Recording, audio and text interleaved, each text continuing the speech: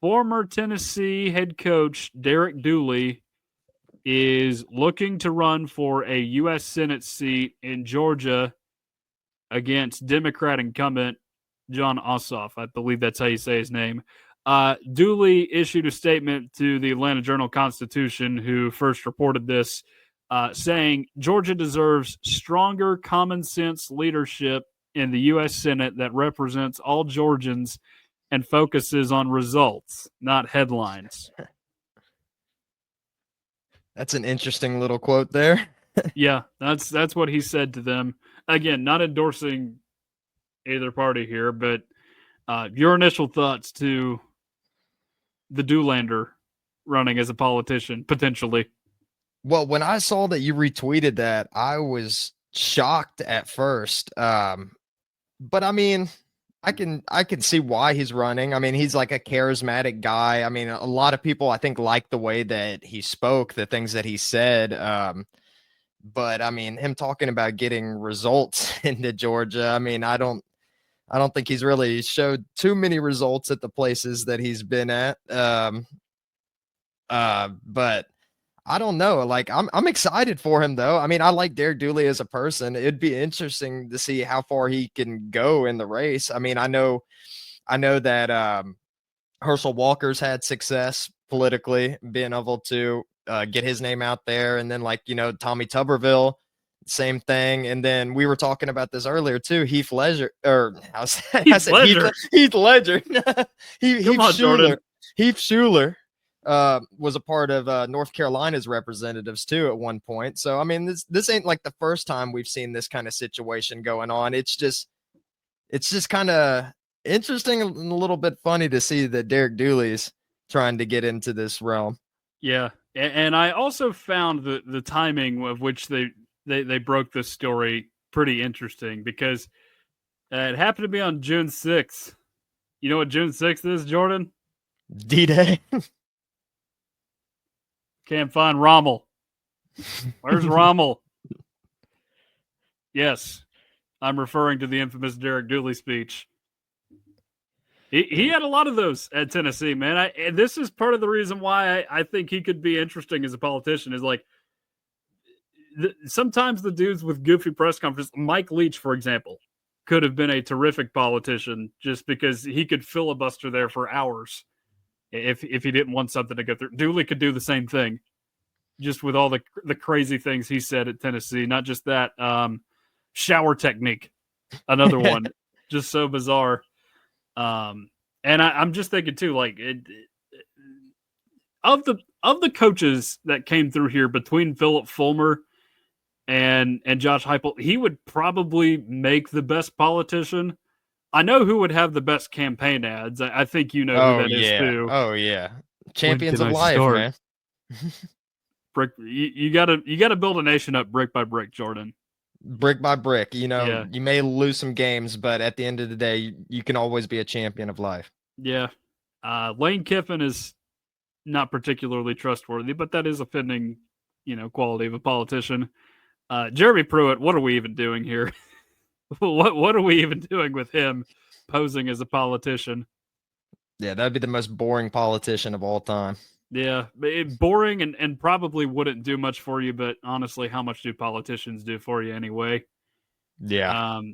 But one other thing I was going to ask too, just about Derek Dooley, the potential politician, will his career at Tennessee be used for or against him should he enter this political race? I mean, like we mentioned, there's a lot of good clips of him. I mean, maybe it could help out. But I mean, I don't know. Like I was just saying, he was talking about getting results to Georgia and everything. I mean, he didn't really produce much results at Tennessee. But I mean, I don't know. He's just a very charismatic guy, just not great of a football coach. I don't know how much that he knows about politics and everything, but I mean, I feel like that's another thing to take into consideration too. Like a coach going into politics, like I can see how that works and everything. I always thought Nick Saban could be a good like president even. But I don't know. Yeah. Maybe maybe someone that's been in politics for a while would probably be the best choice, I would imagine, not necessarily a football coach.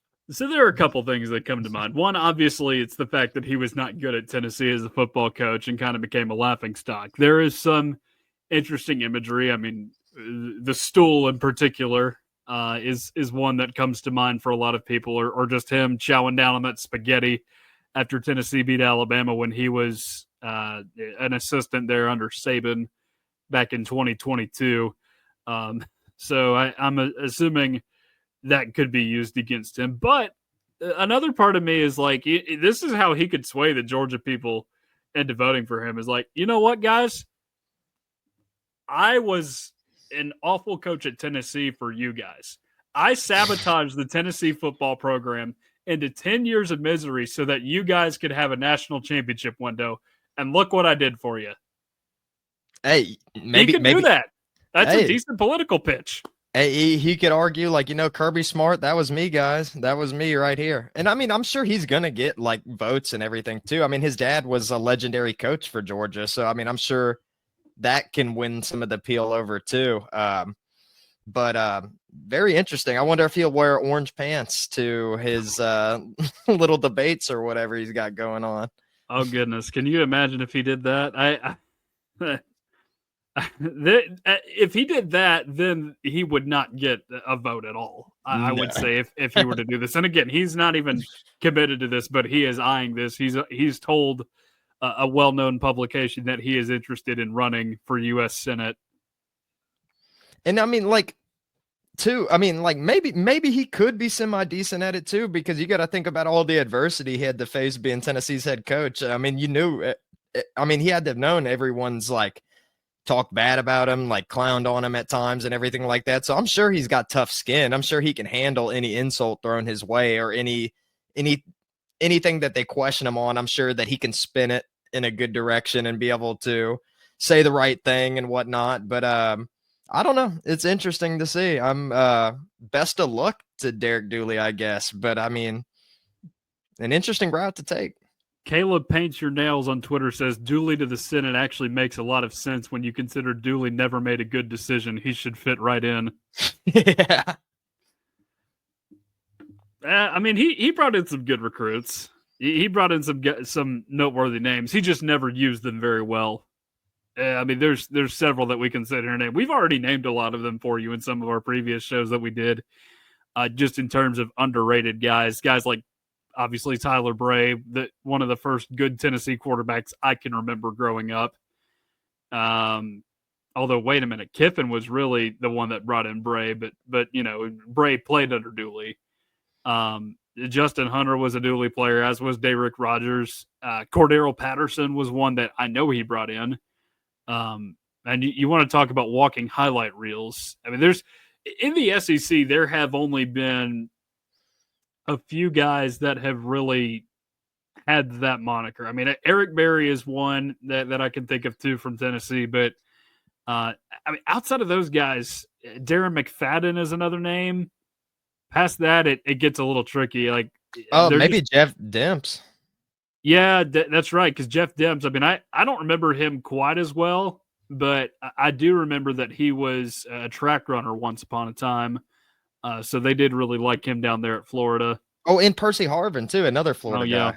Yeah. So you've had a couple of those guys in there. I mean, of course, the gold standard of highlight reels in our childhood was Tavon Austin. Oh yeah. You talk to any NFL player that's offensive skill players in particular in the NFL today that are around the same age as me and Jordan, and they will say they probably watched Tavon Austin highlights growing up. He was that big of a deal. But yeah, Cordero Patterson certainly fits that mold as well. It's just he was just in a year at Tennessee that was just wasted. Really, really wasted. I think to all the disappointing years that Tennessee had in that decade, it's right up there with 2016 for me. 2012 is. You could make an argument for 2011, but I think injuries did play a little bit of a part in shifting expectations for that season. 13 and 18, it's a first-year head coach.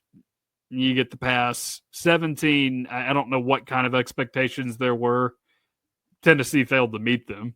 4-8 is unbelievably bad for an SEC football program not called Vanderbilt or Kentucky.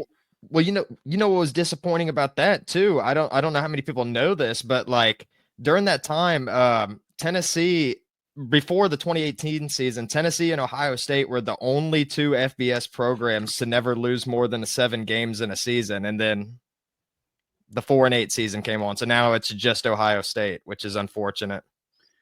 Very, very, and they gave Tennessee a slow and painful death this year, which is also quite unfortunate.